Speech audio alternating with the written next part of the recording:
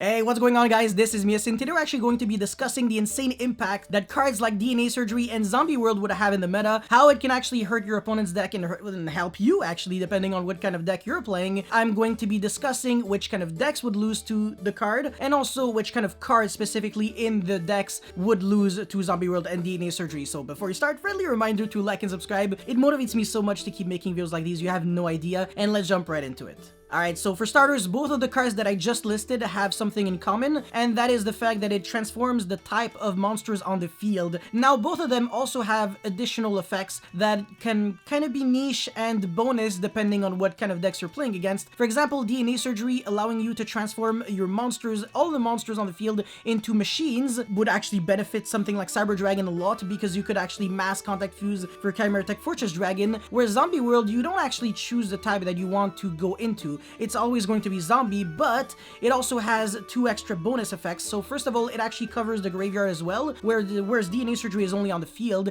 And on top of that, I think both players cannot tribute summon monsters except for zombie monsters. And you might actually think that this would be like a joke or something, but I can tell you against True Draco and Monarchs, this could actually be pretty dreadful for them. Now, for the decks that actually lose to Zombie World and DNA Surgery, there are a lot of them. The first one is super obvious, it's Dragon Link. I mean, come on, it's literally in the title of the deck, Dragon Link.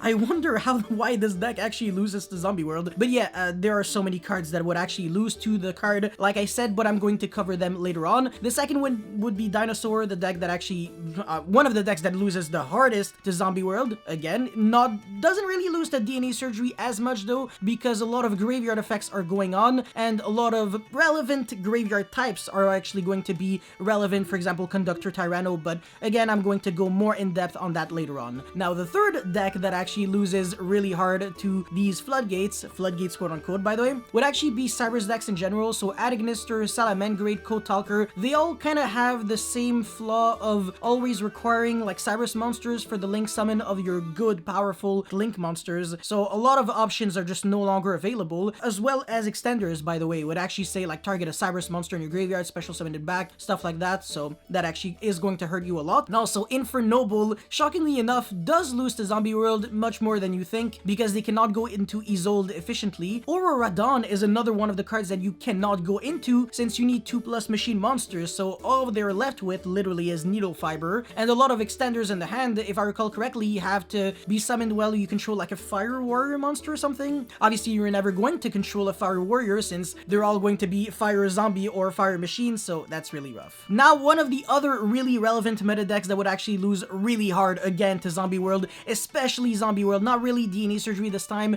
because of how relevant the graveyard is going to be Tri-Brigade related decks. So Lyrilus Tri-Brigade, etc., stuff like that, Ancient Warrior Tri-Brigade. It is so important is because of the fact that your Tri-Brigade monsters on the field, they have an effect where you can banish Beast, Beast Warrior, and Winged Beast monsters to summon, you know, a Link monster without rating depending on the amount of monsters that you banished. That is like Beast, Beast Warrior, Winged Beast. But the thing is, all of those monsters are actually going to be zombie in the graveyard, so you're not going to be able to legally activate the card, even though on the actual card text it kind of says like Beast, Beast Warrior, Winged Beast. It's just not going to work because of the fact that you're under Zombie World. Alright, now that I actually covered the decks that loses to Zombie World and DNA Surgery, let's kind of start covering the cards, especially in the deck like Dragon Link and Dinosaurs that would lose to the cards really hard. So for Dragon Link, the first card that you just cannot go into would be Striker Dragon. Obviously, you need a dragon monster to summon it. It's a Link 1 monster. Same thing with LP and Pisti. You cannot go into them. You also cannot go into Romulus or Hieratic Seal. So you're pretty much left with like no option. I believe even Quadboral Dragon would require, I believe, 2 dragons, including a rocket. And then Delindrous Dragon would be 2 dark or 2 dark dragons or something like that. At least half of your extra deck is 100% unsummonable in the Dragon Link deck, which kind of sucks real bad.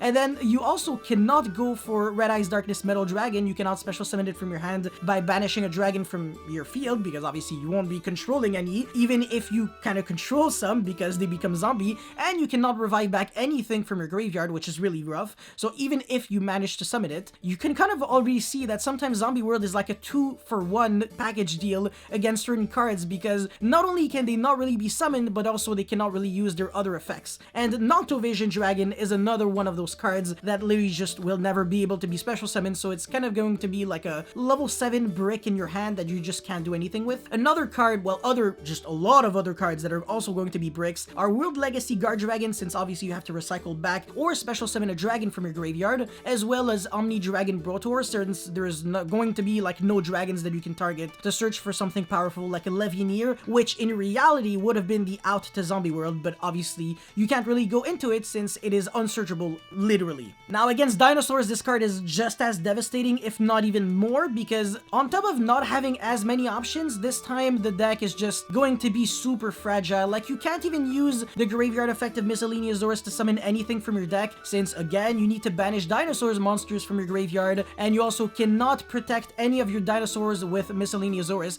I believe you can still discard from your hand, like use the effect, it just won't achieve anything at all. So Miscellaneousaurus is a brick, completely a dead card against Zombie World, does nothing. Ultimate Conductor Tyranno is just as useless. You cannot summon it since you need to banish 2 dinosaurs from your grave.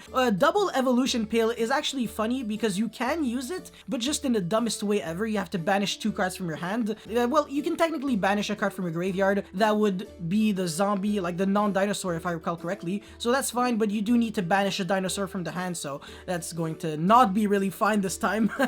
And finally, Overraptor cannot use its secondary effect to actually destroy a monster and then revive back a dinosaur from your graveyard, because again, you're not going to have any dinosaur from your graveyard. So you actually can see how Zombie World is much better than DNA Surgery in this specific context. Now, my question to you is how relevant your deck is with playing DNA Surgery. Are you really trying to contact fuse this much? Because it might not be impactful enough to the point where your opponent is actually hurt by the card. They might actually still be able to do enough pushes to the point where they can Phoenix pop it and then they can OTK you. So if DNA Surgery is all you have, it might not be the way to go. Anyways, to make matters worse for your opponent, of course not for you, for your opponent, if you have a Zombie World on your field, let's say, and you have a Banshee in your graveyard, even if your opponent has a back row removal like Duster Cyclone, MS Tier, whatever, they can actually destroy Zombie World, get rid of it completely, and then you can activate another one on their turn, just like you had Metaverse access, which is nasty. Imagine eating 2 Mystic Mines in one turn on your own turn. It's